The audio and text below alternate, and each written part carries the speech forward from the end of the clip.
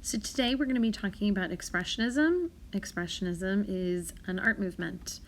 It's a modernist art movement. But it can also be, Expressionism was also used in poetry, not just art.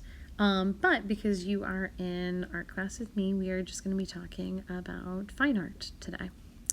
Expressionist works are meant to show a lot of emotion, a lot of feeling. They're supposed to express, which is kind of how that phrase got coined. And I'm going to show you some examples here. I think doing an expressionist self-portrait, meaning a representation of yourself, is a really good way to get started because while some students really love art, they practice a lot, or they do a lot of art in their spare time. Some students take art, but it's maybe not their favorite subject, and doing a piece of art, like a drawing or a painting, that is supposed to look really realistic can be a little intimidating or can feel kind of impossible if it's not something you like to do or you feel like you can do. But with Expressionism, I think the nice thing is that you don't have to worry about making something look photorealistic. You just need to think about how you're feeling, the feelings and emotions that you want to express and convey on your art, and then go with that. So I'm going to show you some examples here. So you can see in this first example here, this is a painting. In fact, I think all the ones I'm going to show you today are paintings, whether actual paintings or digital paintings. And you can see that this is a painting of a person, but you can see this is not a super hyper realistic representation of a person. You can see they have a lot of colors being used here that might not be colors that you would find if you were to see this person in real life standing right next to this painting. You can see there's red above kind of like the eye, on the eye and below the eyebrow. There's some green, there's some blue on the chin. But you can see this looks really free. So you can see the movements look like they were done really quickly.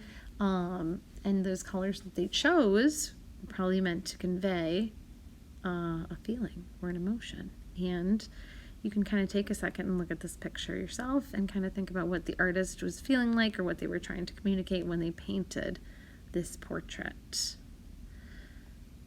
This is another example. So you can see this one, really no skin type hues or very few skin type hues in here at all.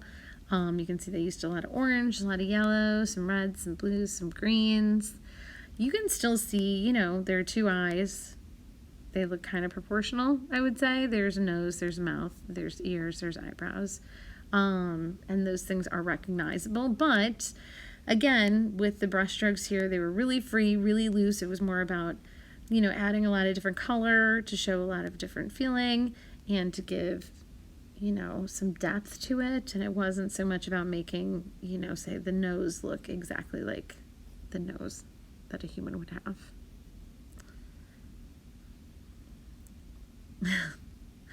This is another one. This is Expressionism. It also kind of makes me think of street art a little bit. You can see there's a lot of really strong black lines. The mouth is kind of oversized. The nose is kind of oversized. The eyes are really quite large as well. A lot of bright colors here.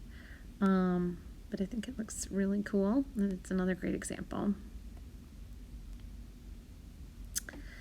And then this is the last one I'm going to show you today. This is one where the background's really simple. It's just, you can't see much of the background, but it's in black. But again, there's a lot of different colors on the face. You can see the whites of the eyes. I think that looks probably the most realistic. But for the most part, they really went for it and added a lot of really bright colors.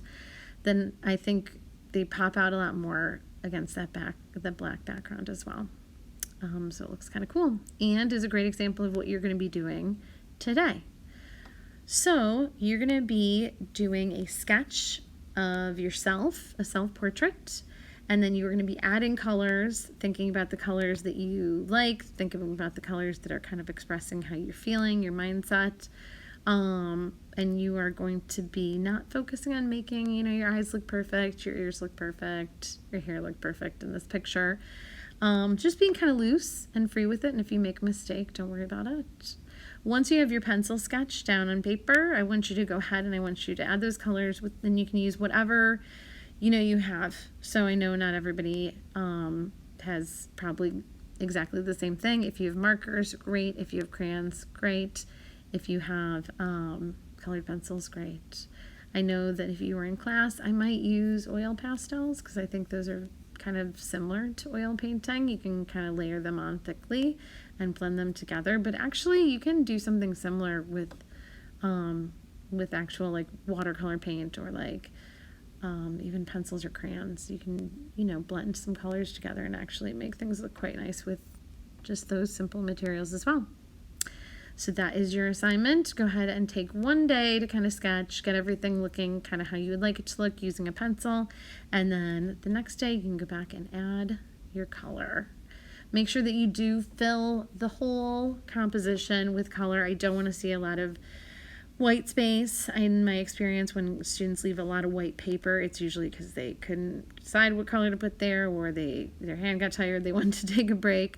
Obviously, you should take a break if your hand is getting cramped. It happens to artists all the time. You need really strong hand muscles to, do all this stuff. So take a break if you need to, but then come back to it and make sure that you have really the whole paper that you're using filled with colors and shapes and things that are representative of your emotion, your feelings, and our creative decisions that you've made.